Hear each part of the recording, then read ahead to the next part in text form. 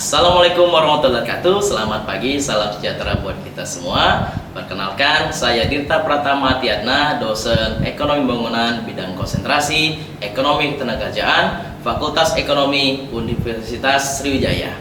Berikut merupakan video yang saya buat sebagai pernyataan diri dosen dalam unjuk kerja Tridharma Perguruan Tinggi PDD UKT PT yang saya pergunakan untuk pengajuan sertifikat dosen gelombang kedua tahun 2023. Adapun video yang saya buat kali ini untuk menjelaskan mengenai mata kuliah yang saya ampu, yaitu mata kuliah analisis pasar tenaga kerja, di mana mata kuliah yang saya ampu merupakan mata kuliah konsentrasi dari ekonomi ketenagakerjaan, di mana menggunakan metode delivery, interaction, assessment, di mana delivery menjelaskan mengenai deskripsi mata kuliah, CPMK, sistem pembelajaran, materi, dan referensi. Sedangkan interaction itu menjelaskan mengenai metode pembelajaran. Assessment menjelaskan mengenai sistem penilaian yang menjadikan rujukan untuk mahasiswa mendapatkan nilai, ya, baik itu nilai tertinggi maupun terendah.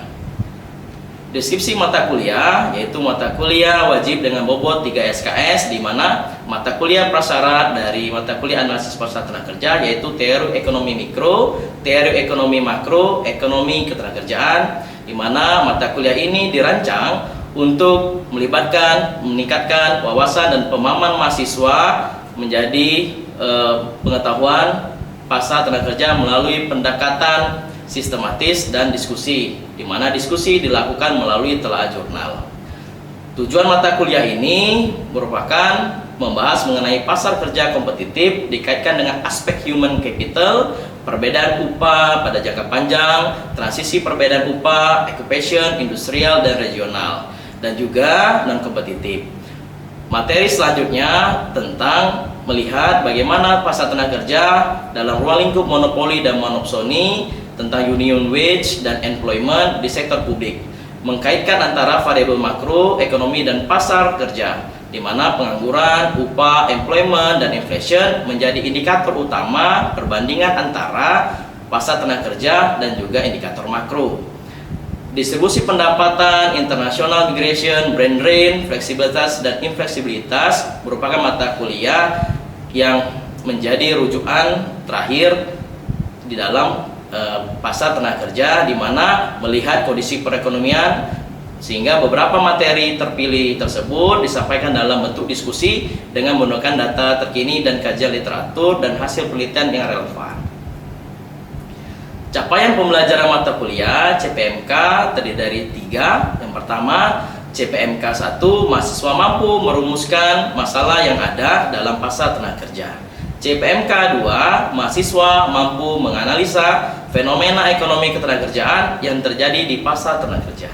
CPMK yang ketiga, mahasiswa mampu menganalisis kaitan antara makroekonomi dan pasar tenaga kerja, jadi melihat indikator-indikator makro dan indikator-indikator pasar tenaga kerja atau tenaga kerjaan, sehingga dikaitkan di dalam studi empirik atau keadaan nyata dan nanti didiskusikan. Sistem pembelajaran di mana sebanyak 16 pertemuan, setiap pertemuannya terdiri dari 14 kali pertemuan tatap muka atau tatap maya dan 2 kali ujian, di mana ujian tengah semester dan ujian akhir semester. Beban waktu pembelajaran sebanyak 3 SKS, di mana 3 kali 50 menit tatap muka terjadwal, 3 kali 60 menit penugasan terstruktur, 3 kali 60 menit belajar mandiri.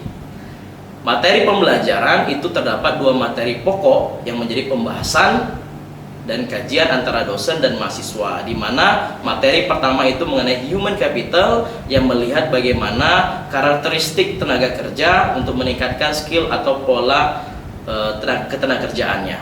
Yang kedua adalah perbedaan upah jangka panjang, lalu yang ketiga adalah transisi perbedaan upah yang merupakan di mana upah merupakan faktor utama di dalam tenaga kerja masuk dalam pasar.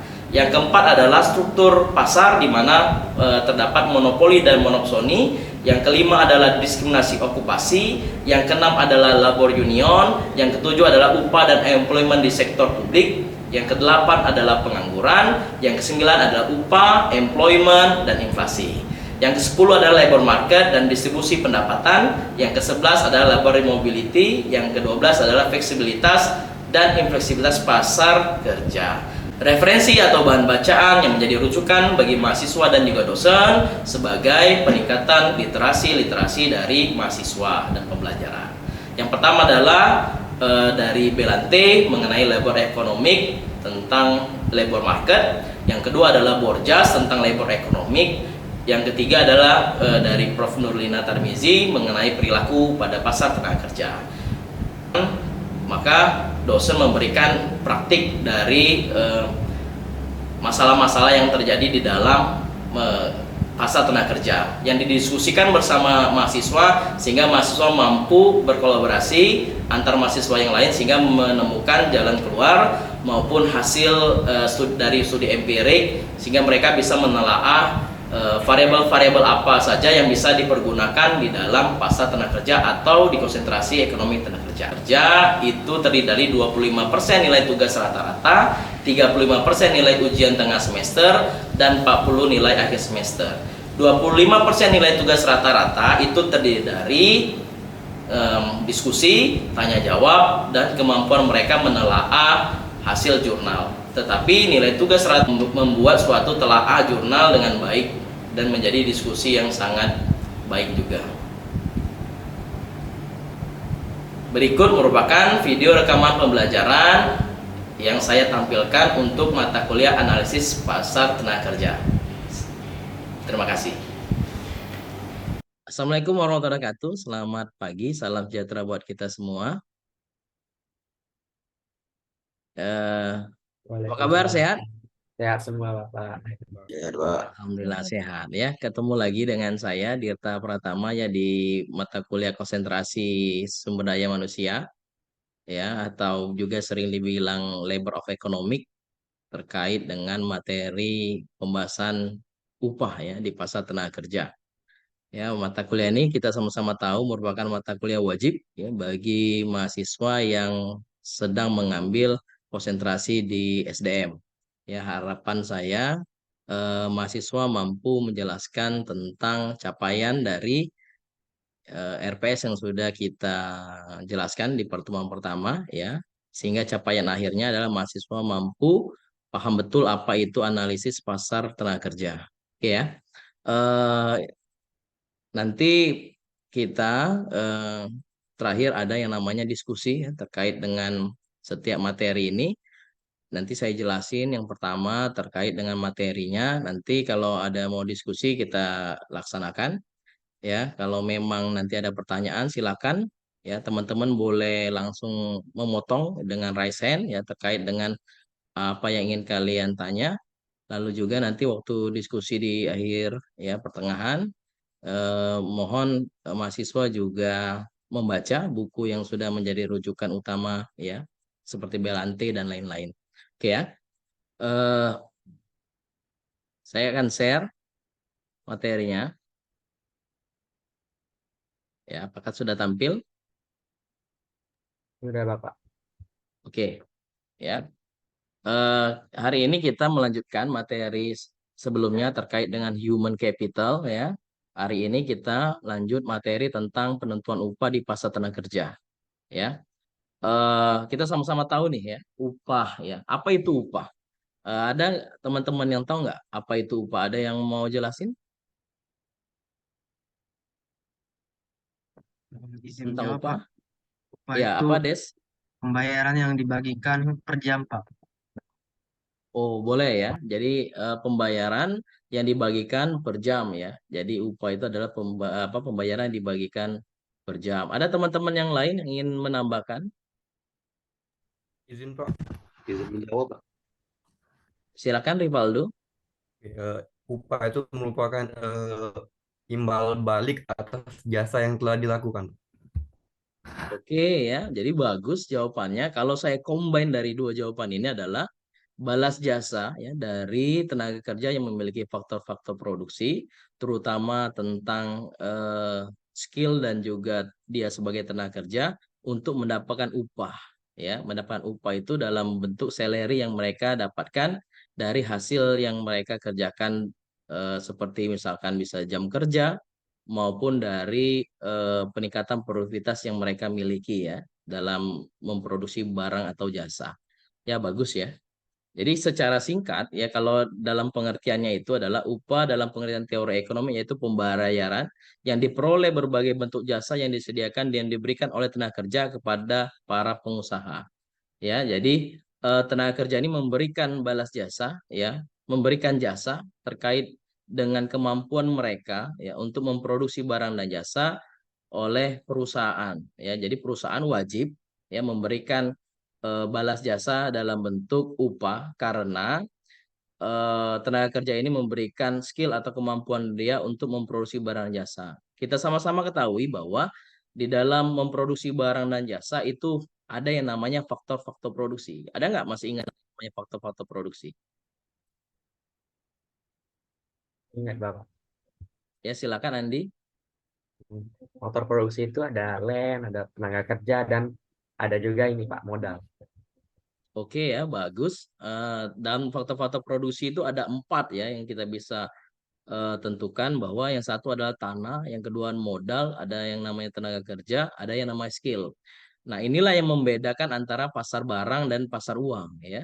Jadi kalau dalam pasar barang ya yang melakukan permintaan itu adalah tenaga kerja atau kalau pelaku ekonomi itu adalah rumah tangga ya. Itu harus kalian ingat. Di dalam pasar tenaga kerja sedangkan yang melakukan permintaan itu adalah firm atau perusahaan ya. Jadi mereka kebalikan nih. Ya, kalau di dalam pasar barang yang melakukan permintaan adalah konsumen atau rumah tangga. Sedangkan di dalam pasar tenaga kerja yang melakukan permintaan adalah perusahaan ya. Mereka meminta tenaga kerja dari penduduk atau tenaga kerja yang ada di pasar tenaga kerja ya. Nah, sebaliknya kalau penawaran tenaga kerja itu sisinya berbeda ya. Beda juga.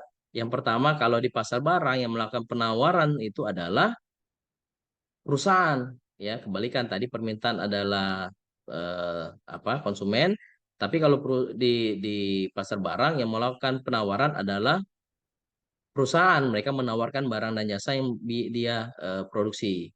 Sedangkan di pasar tenaga kerja yang melakukan penawaran, ya tentu saja adalah tenaga kerja itu sendiri. Ya, mereka menawarkan diri dia atau mencoba meng-hire diri dia untuk masuk ke dalam pasar, ya sebagai tenaga kerja baru. Nah, pembayaran pada tenaga kerja itu dibedakan dalam 2 pengertian, yaitu gaji dan upah. Kita sering salah sangka selama ini bahwa kita selalu menitik beratkan bahwa gaji dan upah itu sama ya. Padahal di dalam perkembangannya gaji dan upah itu memiliki kaedah yang berbeda dan juga kesatuan dengan pendapatan itu juga memiliki pengertian berbeda. Ada yang tahu nggak apa beda antara gaji dan upah? Ada yang mau coba jawab? Saya Pak, Silakan Mantovani. kalau gaji itu dia ditetapkan dengan nominal yang tetap Pak, dan biasanya per periode yang tertentu, biasanya 1 bulan. Kalau upah itu dibayarnya per jam. Oh, dibayarnya per jam ya. Bagus, bagus jawabannya. Ada yang mau menambahkan?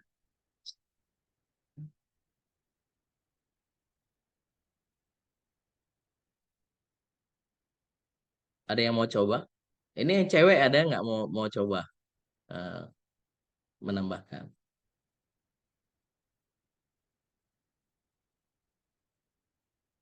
Ada yang mau coba? Izin Pak menambahkan, Boleh, Saira, silakan. jadi perbedaannya dari segi waktu Pak. Kalau misalnya gaji itu tetap waktunya, misalnya sebulan di awal bulan gaji seperti itu Pak, dan Oke. dan jumlahnya itu tetap. Sedangkan kalau upah itu dari segi jumlah tidak tetap, dan juga dari segi waktu juga tidak tetap Pak. Jadi tergantung dari seberapa banyak waktu yang dihabiskan untuk menghasilkan upah itu. Wah, Mungkin ya itu Pak. bagus ya. Jadi memang walaupun sama ya, sama apa yang mereka dapat salary ya, tetapi memiliki kesan yang berbeda. Nah, yang kita cari kesannya ya. Martovani dan Saira sudah menjelaskan kesannya. Kalau Mantovani biasanya dia menjelaskan seberapa besar rentang waktu ya sama saya yang mereka kerjakan untuk mendapatkan salary tersebut. Kalau saya boleh mengartikan ya, menurut teori di dalam labor of economic, gaji itu adalah uang lelah. Gaji dan upah itu samanya di apa? Samanya itu di uang lelah, ya. Gaji itu adalah uang lelah yang dibayarkan ya, dibayarkan oleh siapa? Oleh perusahaan kepada siapa? Kepada tenaga kerja. Ya, biasanya berdasarkan ketentuan dari kedua belah pihak. Biasanya di awal atau di akhir periode pembayaran. Nah, inilah bedanya dengan upah. Kalau upah apa? Upah itu samanya adalah uang lelah juga. Tapi uang lelah yang dibayarkan oleh perusahaan kepada tenaga kerja berdasarkan jam kerja itu mau bekerja pada bidang A atau bidang B. Nah, sumber-sumber produktivitas ya. Jadi produktivitas sudah kita jelaskan tadi, produksi yang diciptakan oleh seorang pekerja pada suatu waktu tertentu ya, saya katakan tadi. Nah, apa kenaikan ini disebabkan oleh beberapa faktor. Ada yang pertama tadi yang saya katakan adalah kemajuan teknologi ya dalam memproduksi barang dan jasa. Ini menghemat waktu produksi juga, sehingga semakin cepat produksinya, semakin tinggi produktivitasnya. Tapi ada efek sampingnya ya. Ada multiplier efeknya apa? Seringkali kemajuan teknologi akan bertolak belakang dengan jumlah tenaga kerja yang dia hire atau dia mintakan ke pasar tenaga kerja. Semakin banyak teknologi yang dia gunakan, maka jumlah permintaan tenaga kerjanya akan semakin rendah. Kenapa? Ada yang tahu nggak kenapa? Dan sudah saya jelaskan bahwa perusahaan itu menganggap bahwa upah dalam pasar itu adalah cost atau biaya. Maka apa? Perusahaan seringkali meminimumkan upah yang mereka berikan kepada tenaga kerja yang baru terutama ya untuk masuk ke dalam pasar karena apa? Karena ingin meredam yang namanya biaya yang dikeluarkan dan menaikkan keuntungan atau profit dari perusahaan. Maka di sini kita bisa lihat bahwa dengan kemajuan teknologi, apa yang bisa terjadi ke depannya? Yang pertama adalah permintaan tenaga kerja itu semakin sedikit dengan teknologi. Kenapa? Karena perusahaan menggantikan teknologi yang baru dengan menggantikan tenaga kerja yang baru dengan teknologi untuk meningkatkan produktivitas. Yang kedua adalah terjadinya diskriminasi upah. Ya, kenapa terjadi diskriminasi upah? Karena tadi ada ya, yang pertama bisa dari perusahaan itu sendiri ya, karena dia meminimumkan upah sehingga tenaga kerja yang baru masuk ke dalam pasar itu upahnya tidak sama dengan tenaga kerja yang lama.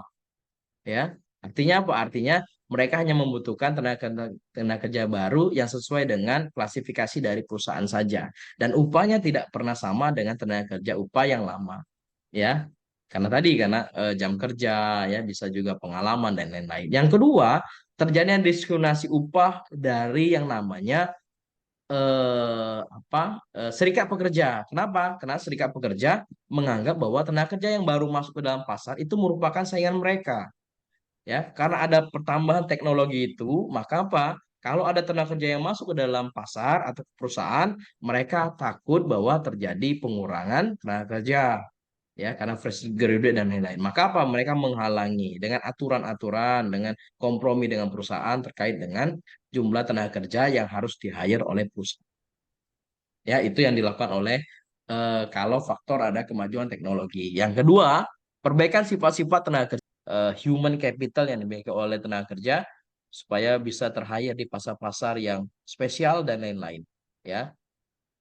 Nah, ada faktor ya, perbedaan upah antara pekerja di dalam perbedaan corak permintaan, ya, perbedaan dalam jenis pekerjaan, perbedaan kemampuan, terdapat ketimbangan, ketidaksempurnaan. Artinya apa? Di dalam upah itu ada faktor-faktor yang menentukan bahwa terdapat perbedaan antara tenaga kerja yang lain dengan tenaga kerja yang baru. Ya, tenaga kerja yang A dan B dari apa? Corak permintaan dan penawaran, perbedaan jenis pekerjaan yang kata saya tadi, risk job maupun shift job. Nah, ini juga yang menyebabkan terjadinya perbedaan upah. Biasanya, terutama di luar negeri, orang yang bekerja pada risk job akan memiliki upah yang lebih tinggi daripada orang yang bekerja pada shift job. Ya. Lalu ketidaksempurnaan dalam mobilitas tenaga kerja. Nah, ini juga artinya ada perbedaan antara karakteristik wilayah A dengan wilayah B terkait dengan struktur tadi ekonomi ya.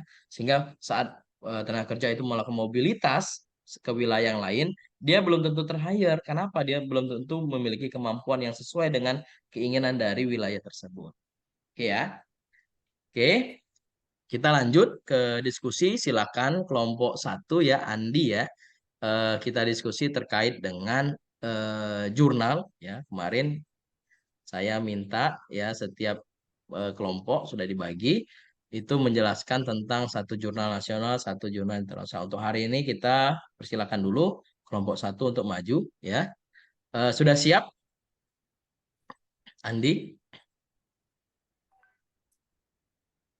Sudah Bapak. Nah, Tolong silakan. Saya stop share ya. Silakan, Andi. user tolong share screen. Scroll.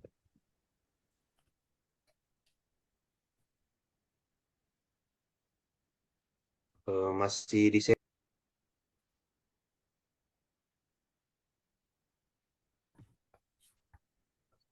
Jadi nanti ke depannya ini kan mata kuliah ini adalah mata kuliah menuju seminar tenaga kerja ya.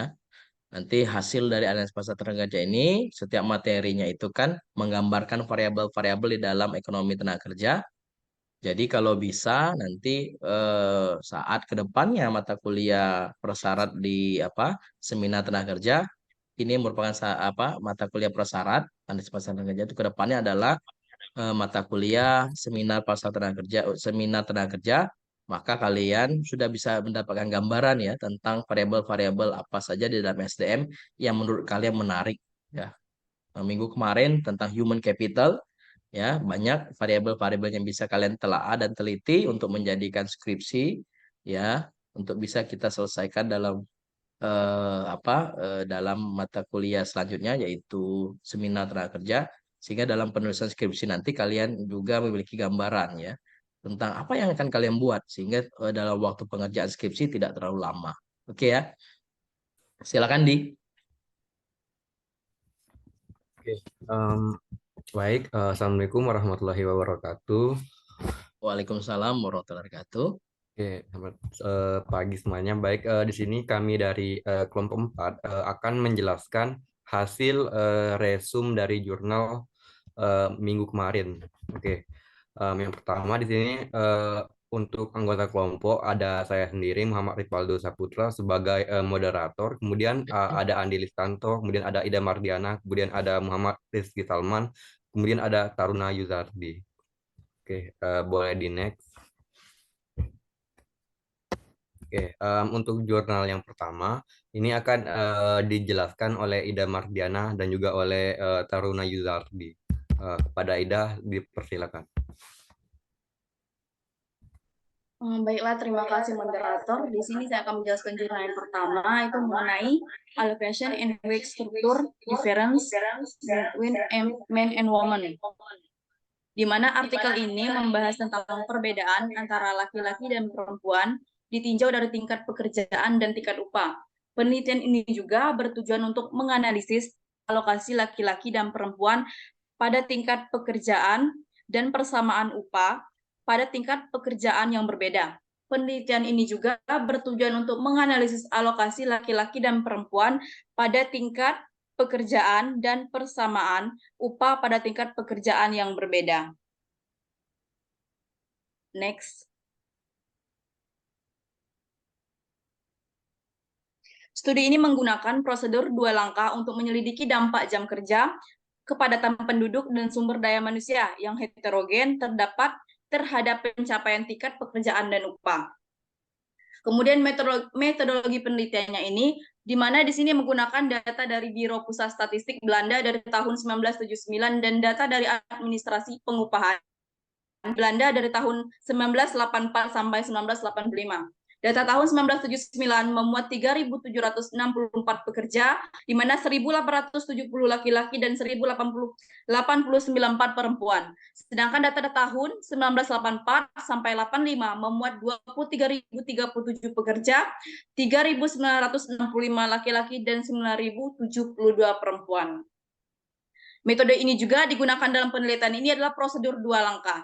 Studi ini menggunakan penelitian ini bahwa kalau di dalam labor economic itu ada yang namanya segregasi ya. Mahasiswa harus tahu tuh, kita materinya belum masuk, tapi saya bagus ini walaupun ini belum masuk materi tentang segregasi, tetapi di sini upah itu menjadi acuan pokok ya bagi terjadinya segregasi.